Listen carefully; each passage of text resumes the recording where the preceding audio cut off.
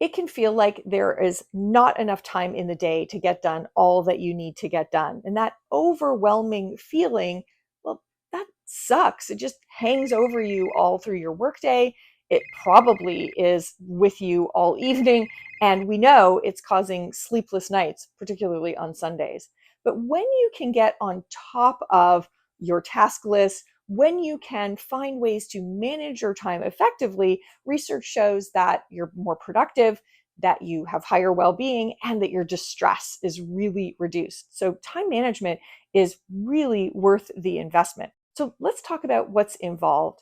There are three components of effective time management.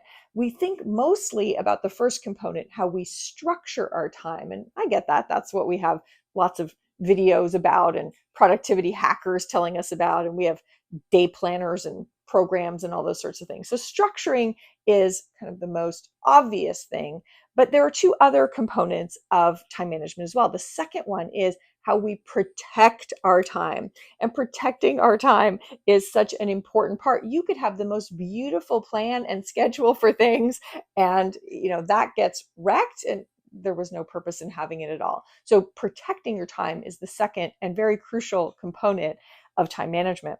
The third piece of time management is about how do you adapt, because no matter how fantastic your schedule was or your structure for your time was, and how effectively you dodged the bullets and tried to protect your original plan, well, things happen and other things don't happen. And all of that means that you need to adapt your time management. So those are the three components. So let's take a minute to talk about each of the three. So structuring is really about making sure that you set yourself up for success. So it's that reflective time to think about what's on your list.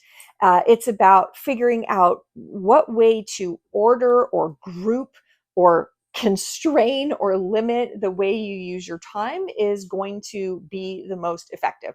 So structuring your time, and thinking about all of the different ways that we can get efficiencies from the way we put things together, and what order we put them in, and kind of where we put them in a day or in a week. All of that is about structure. Protecting your time, protecting your time is so much about setting boundaries.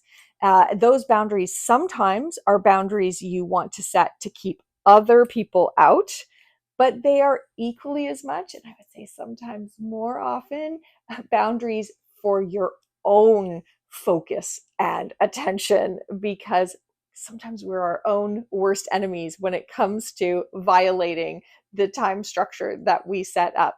So protecting your time is making sure that you minimize distractions. It's making sure that requests that come in that are not in line with the best optimized deliberate use of your time, that you have a way to say no to those or push them somewhere else. Those are the kinds of things you do. And sometimes those are things that are, setting up a physical barrier. I'm going to go into an office with a door and close it so that no one's going to bother me.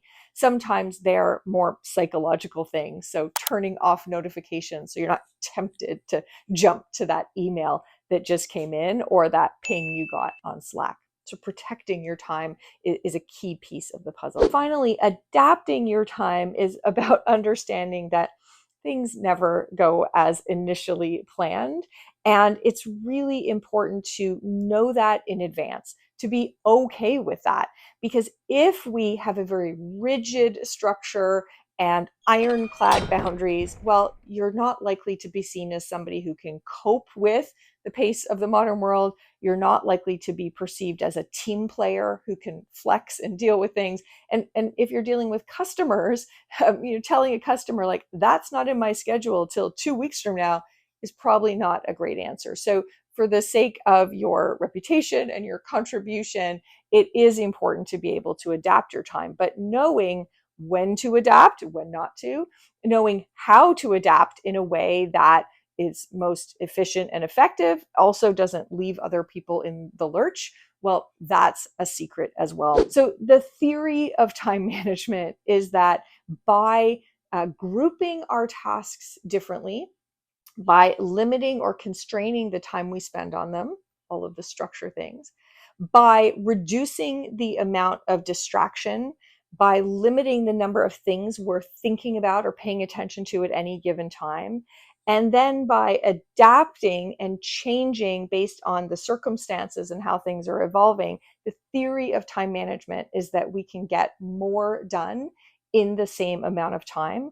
And we know the evidence says not only is that true, we can be more productive, but we also feel a lot better as a result. So that's the theory of time management. Stay tuned for some of the tools and techniques to implement time management in your life.